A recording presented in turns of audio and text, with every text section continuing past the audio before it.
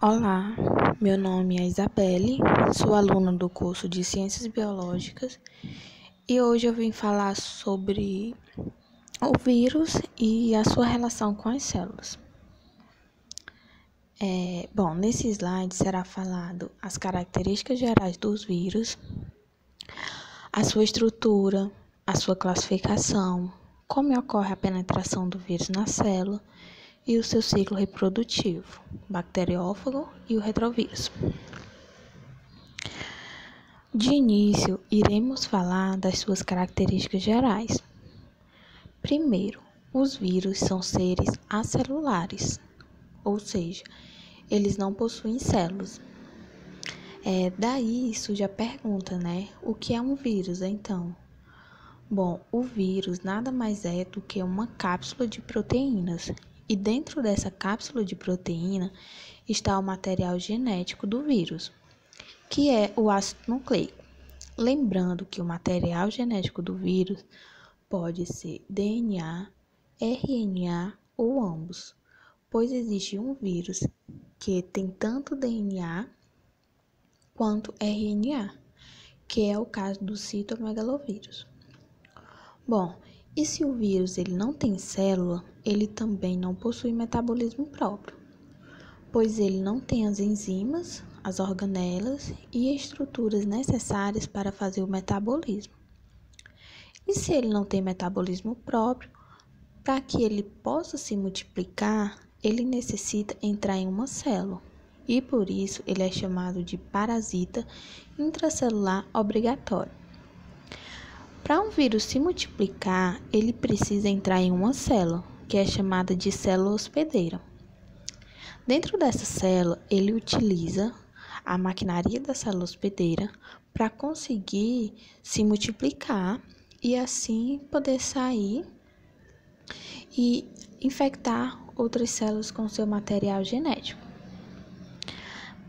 Agora perceba, como os vírus são chamados de parasitas intracelulares obrigatórios, eles também são chamados de agentes infecciosos, pois eles causam infecção e problema para a célula. E neste caso, quando a infecção é causada por um vírus, é chamada de virose. Então perceba, dentro da célula, o vírus ele causa virose, mas fora da célula, o vírus é inerte, como se não tivesse vida. E nesse caso, ele é chamado de vírion. Então, o vírion é uma partícula viral fora da célula hospedeira, tá? Outra coisa interessante é que o vírus ele não sofre ação de antibiótico, pois os antibióticos não irá fazer efeito nele. Para o vírus, o ideal é tomar antivirais. Tanto é que para a AIDS é o antirretroviral, porque o vírus do HIV ele é um retrovírus. Agora aqui os vírus eles podem sofrer mutação e consequentemente eles evoluem, porque eles têm que multiplicar o seu material genético, seja ele DNA ou RNA. E quando ele multiplica esses ácidos nucleicos, eles podem sofrer alterações, erros. E esses erros, eles podem ser bons para os vírus. E aí, eles passam adiante essa alteração, havendo assim uma evolução. Agora, observe, o vírus de RNA, ele sofre mais mutação do que o vírus de DNA. Isso porque o vírus de DNA, eles possuem a DNA polimerase, que é uma enzima que erra pouco. Agora, um vírus que tem RNA, a enzima que duplica o RNA, ela comete muitos erros e, consequentemente, o vírus ele muda e ele sofre mutação, que é o caso do vírus da gripe. É por isso que a vacina que você toma todo ano, no outro ano ela já não tem mais tanto efeito. Bom, agora eu vou falar um pouco da estrutura desses vírus.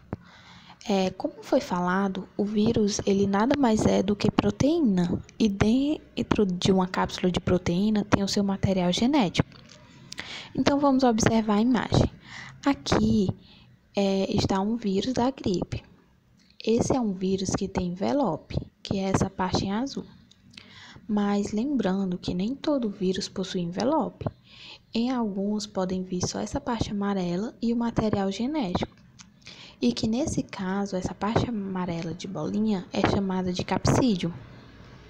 É uma cápsula proteica formada por diversas proteínas. As proteínas que formam o capsídeo são chamadas de capsômero. Então, vários e vários capsômeros se unem formando o capsídeo. Dentro do capsídeo temos o material genético. Se é o vírus da gripe, esse material genético é o RNA, que é essa partezinha verde. Agora, por fora, como foi falado, alguns vírus envelopados, eles possuem riquíssimo. Porque assim, quando ele sai da célula hospedeira e passa pela membrana plasmática, parte dela fica envolvendo o capsídeo. Então, esse envelope tem um resquício da membrana plasmática da célula hospedeira. E, consequentemente, ela tem caráter lipídico, que é basicamente os lipídios. E nesse envelope existe o que chamamos de glicoproteína, que são essas bolinhas pretas, que também junto a ela tem enzimas. Tanto é que o H1N1, H1N3, todas essas variações dos vírus nada mais é do que essas glicoproteínas. O H representa hemaglutinina e o N é uma enzima de neuraminidase. Se é um H1N1 significa que tem uma hemaglutinina para uma enzima neuraminidase. Se é H1N3, é um PA3 e assim por diante, tá? É certo. Aqui na segunda imagem, que parece um robozinho, é um vírus que ataca bactérias, que são chamados de bacteriófagos. Esse vírus, ele não possui envelope, mas ele possui o capsídeo e dentro dele está o material genético, que nesse caso é o DNA. Essa região, ela é chamada de cabeça. Aí tem a cauda e depois as fibras da cauda. Essas fibras, elas se acoplam na bactéria e o vírus, ele fica de fora, ok? Bom, o vírus tem vários tipos de classificações, mas eu irei falar só de alguns. Olha só, eles podem ter uma classificação quanto ao capsídeo. De acordo com esse formato de capsídeo, existem 3 classificações. Os vírus podem ser icosaédricos. Ele pode ser envelopado ou não envelopado, como na imagem. O vírus, ele também pode ser helicoidal. Repare na imagem que o capsídeo está com formato de hélice. Os capsômeros, que são as proteínas, vão se formando como se fosse uma espiral subindo, e ele também pode ou não possuir envelope. Já o vírus complexo, que aqui temos como exemplo o bacteriófago, ele não é envelopado, porque assim, se houvesse um envelope nesse vírus, ele não iria conseguir se fixar na bactéria com as suas fibras para injetar o seu material genético. Ok? Agora eu vou falar um pouco sobre a classificação quanto ao material genético. Já sabemos que o vírus tem DNA, RNA e pode ter também o DNA mais o RNA. Agora sim, não basta saber apenas que existe vírus de DNA, tem que saber que existe DNA de fita dupla, que é o mais comum, né? Mas também tem vírus de DNA com fita simples. Também há vírus de RNA com fita dupla, que é o famoso retrovírus, enquanto a maioria do vírus de RNA possui fita simples. E temos também o citomegalovírus, que ele possui tanto DNA quanto RNA. Lembrando que o DNA é o principal ácido nucleico desse vírus. Agora, há outras classificações, como o vírus como retrovírus. Ele é um vírus de RNA que possui a enzima chamada transcriptase reversa. Bom, a partir do RNA, o vírus ele faz DNA. Um exemplo desse vírus pode ser o HIV, né? A outra classificação também, que são os arbovírus. Esses arbovírus são qualquer vírus que pode ser transmitidos por artrópodes, como o Aedes aegypti. Só esse mosquito, ele consegue transmitir 4 viroses, como a zika, a chikungunya, a dengue e a febre amarela. Portanto, essas 4 viroses são arbovírus.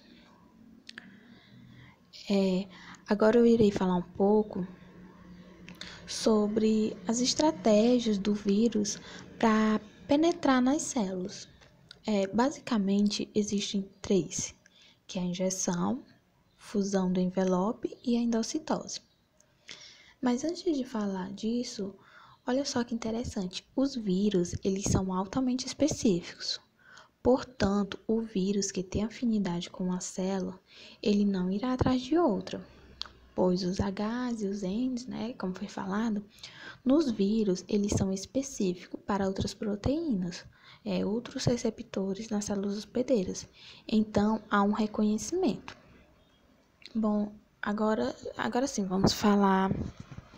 Vamos começando falando dos bacteriófagos, que fazem um tipo de penetração por injeção. Aqui, o vírus ele não entra. Ele simplesmente se acopla com as fibras e injeta o seu material genético, no caso, o DNA, para dentro da célula. Na fusão do envelope, aqui no envelope, as glicoproteínas que vão reconhecer as células. Aí, o envelope ele se funde à membrana plasmática da célula e entra o capsídeo. E então ele vai se desmanchar e o seu material genético continua adiante. Aqui na endocitose é quando entra tudo. Repare que aqui na imagem entrou o envelope, o capsídeo, tudo. A célula, ela meio que engoliu o vírus inteiro. E lá dentro da célula, quando o material genético do vírus é liberado, ele vai se juntar com o material genético da célula, fazendo com que a célula trabalhe para ele, tá? Agora eu vou falar um pouco sobre o ciclo reprodutivo do vírus. Tendo aqui como exemplo os bacteriófagos, lembrando que existe uma sequência de eventos durante esse ciclo. Começando com a adesão, o vírus ele se adere à célula hospedeira. Depois ocorre a penetração, que é quando coloca o DNA dentro da célula. Depois irá ocorrer a biossíntese, que é quando o material genético do vírus manda a célula reproduzir mais vírus. E aí vem a manutenção, onde os vírus são montados, e finalmente a liberação, que é quando eles saem da célula hospedeira. Os vírus, como os bacteriófagos, podem ter 2 ciclos. O ciclo lítico, que é quando o vírus manda para dentro da célula o seu material genético. O material genético começa a comandar a célula e faz com que ela produza mais material genético do vírus. E esse material vai ser montado e então ele se liberta. Agora sim, alguns vírus podem aderir a outra prática, que é o ciclo lisogênico. Repara que esse vírus agora, eles podem incorporar ao DNA da célula hospedeira. Observe que parte desse DNA e o DNA viral estão juntos. A célula, ela vai começar a se dividir. E ao se dividir, ela divide tanto o seu DNA quanto o DNA viral. E depois dessa divisão, ela entra novamente no ciclo lítico, onde vai automaticamente essa célula liberar muitos vírus. Então, resumindo, O bacteriófago, ele pode ter o ciclo lítico e o lisogênico. O ciclo lítico é quando ele pode literalmente mandar a célula produzir mais vírus e se romper. E o ciclo lisogênico é quando o DNA viral se incorpora ao DNA da bactéria enquanto ela se multiplica. Agora iremos falar do ciclo reprodutivo de um retrovírus, como exemplo o HIV. Se é um retrovírus, ele tem RNA e possui obrigatoriamente uma enzima chamada transcriptase reversa. E essa enzima, ela vai transformar o RNA em DNA, pois esse DNA ele vai ser incorporado ao DNA da célula hospedeira e ele fica ali dentro. Agora, o DNA incorporado ao da célula fará com que ela produza mais partículas virais, mais proteínas, mais ácido nucleico do próprio vírus, que no caso é o RNA. E esse vírus, agora ele vai deixar a célula e vai infeccionar outras células. Bom, então, basicamente é isso e obrigada.